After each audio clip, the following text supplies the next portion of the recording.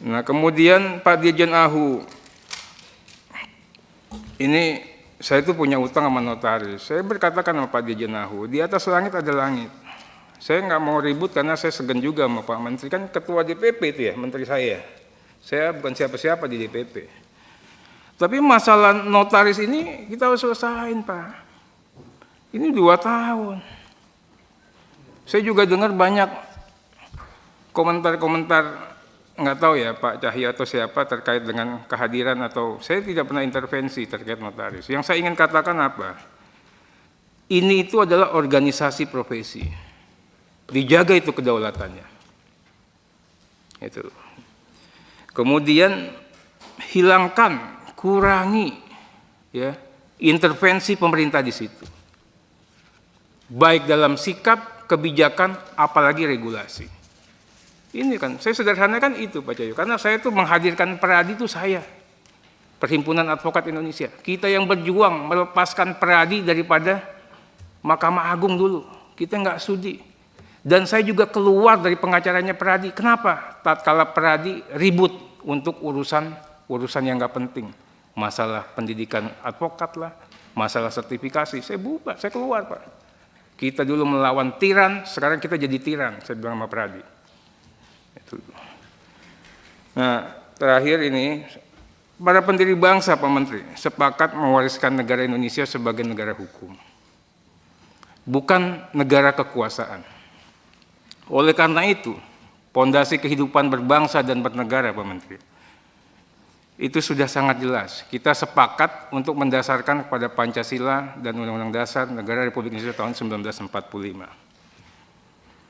Kita perkuat lagi keyakinan itu, kita tuangkan dalam pasal 1 ayat 3.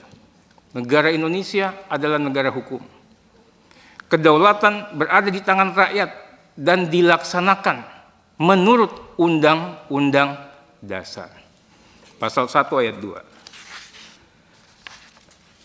Kita juga yakinkan bahwa sistem presidensial menjadi sistem pemerintahan kita. Presiden sebagai kepala negara sekaligus kepala pemerintahan.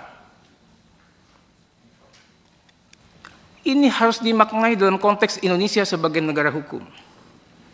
Presiden, Pak, sekalipun sebulan lagi mau selesai, harus berpedoman, tunduk, patuh pada konstitusi, Undang-Undang Dasar Negara Republik Indonesia tahun 1945.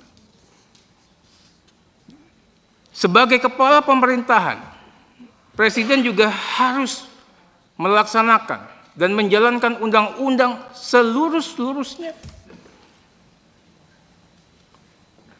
Ini kita perkuat lagi dengan janji sumpah dan jabatan Presiden di konstitusi juga. Kita punya pengalaman universal, semua belahan dunia. Tidak ada penguasa yang bisa melawan konstitusi. Kejadian kemarin sangat memalukan. Sudah kita ingatkan di dalam rapat balik, apakah keputusan ini sudah tepat, sudah benar, sesuai dengan konstitusi. Tapi sudah kita ambil suatu kebijakan. Malam hari, Pak, saya dapat info, inilah setiap kejadian buruk pun ada hikmah positifnya. Akan ada gelombang massa. Tapi pagi harinya Pak Andap, saya curiga. Kok pengamanan DPR begini aja? Laporan kami katanya gelombang massanya besar. Makanya saya bilang ini ada sisi positifnya. Kok tiba-tiba jam 10 paripurnanya ditunda? Ini sisi positifnya, Pak. Ya. Siang hari bisa-bisanya pagar DPR diceretelin, nggak ada yang menghambat. Coba zaman dulu, Pak, digebuk, Pak. Sorenya mahasiswa masuk, dibiarkan saja. Kalau ada gesekan dikit, saya bilang sama Pak Kapolda, ini kasihan ini Kapoldanya. Di satu pihak dia harus humanis, di pihak lain dia harus amankan ini.